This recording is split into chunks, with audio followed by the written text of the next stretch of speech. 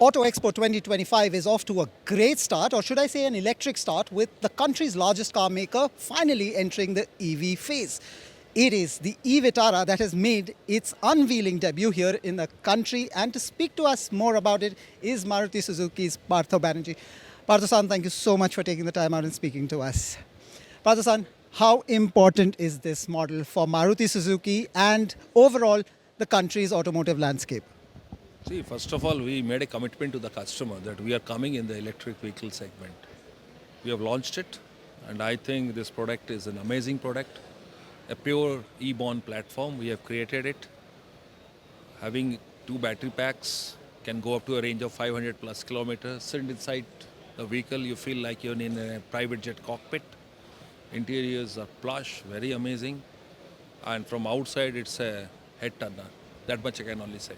Right. We've had a lot of our readers ask us, why is Maruti not in the electric car space yet over the past some time? Because you've had your direct rivals, competitors playing the game, and some of them playing the game strong. So before we dive a little deeper into the e-Vitara, what was the wait for this car to actually come down here on Indian shores? See, fundamentally, we as a company believe first try to take care of the customer's pain points, their concerns, and then launch a product. In fact, we are going to start selling the product only after we have the ecosystem in place. Today, along with this product, we have launched the ecosystem also, the E for Me. The E for Me is a concept in which we are saying that we take care of the customer and customer should take care of the mother nature. So fundamentally, just selling the product will not work. We need to create the ecosystem, the public infrastructure system, give them the options after sales service, then it works. Right. Traditionally, Maruti Suzuki has always played the volume game and, of course, played it extremely well and very strong. But EVs, at least in our country, are not about volumes, not yet anyway. So, can I just ask you to make a prediction about what sort of volumes are you targeting in the coming months? Of course, this has not yet been launched, so once it is launched. See, fundamentally today if you see the EV market penetration is just 2.4% of the total auto sales. So it is a very minuscule number.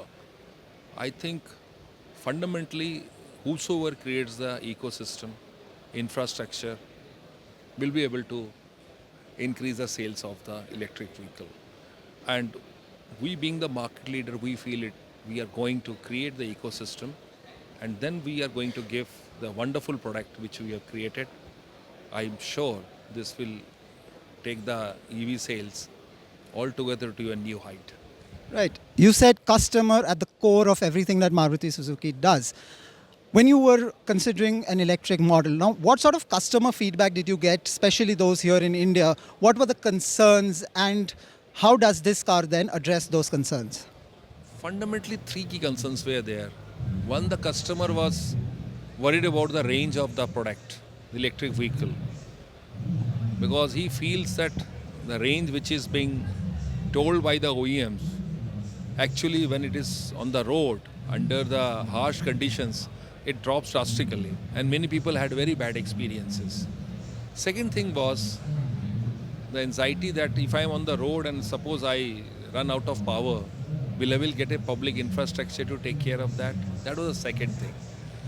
And third thing was this, the after sales service. Any vehicle is there. Sometime if I need the after sales service. So we have tried to address all these concerns and also keeping in mind the Indian system by which what are the concerns there, like in their houses they don't have that additional load. If they buy a electric vehicle today, they are not able to install the home charger.